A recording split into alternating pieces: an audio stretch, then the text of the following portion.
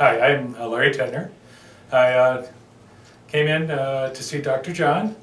I was feeling a little taut in the neck area here, and was in for treatment to get adjusted and have him try to take some of this stress out of my neck.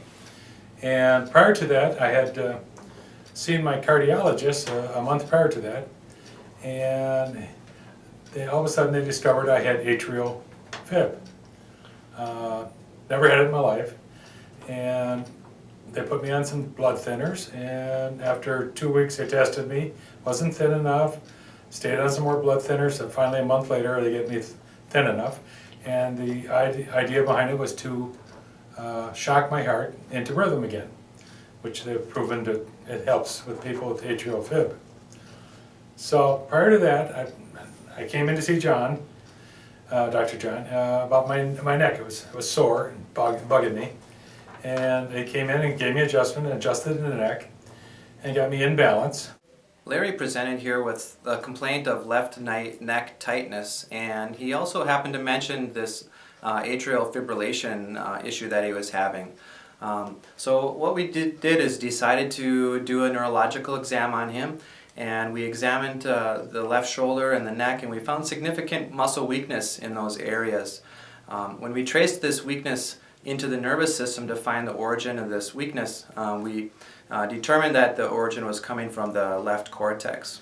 In regards to the atrial fibrillation, first thing we did was ruled out any anatomical type of disorder that may be causing that type of a problem, and we didn't find any issues there, so we decided to look and see if there was a neurological origin for that.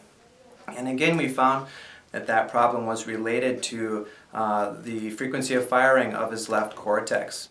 The next morning, I went into the hospital to have this shock treatment to bring me out of atrial fib. And as they put the monitor on me, the nurse said, well, he was looking at the monitor and said, just a minute, I have to get the cardiologist. So the cardiologist comes in and says, you're going home. I says, why? He says, no reason to shock a good heart. It's in rhythm. And I said to him, well, how did that happen? He says, well, this just happens, he says. Okay, so that was the cardiologist at the hospital. Next day, I go to the cardiologist in his office, and he tests me again on it. Can't believe that it's gone. I says, well, do you think it could be that I was in and saw a chiropractor the day before, and he gave me an adjustment and put me in balance? And he says, no way that could happen. Okay, fine. But come back in a month, we're going to test you to make sure you just don't have it. So we decided to give Larry a treatment using chiropractic neurology, and basically what we did was used some receptor-based activity from the right side of his body to increase the frequency of firing into his left cortex. That left cortex really seemed to be the underlying cause of both this left neck tightness and the atrial fibrillation. So by increasing the firing of that part of the brain, we're going to increase firing down to that left brainstem, thereby reducing the tightness in his flexors on the left side and help normalizing that flexor and extensor relationship. That really took the tension out of Larry's neck.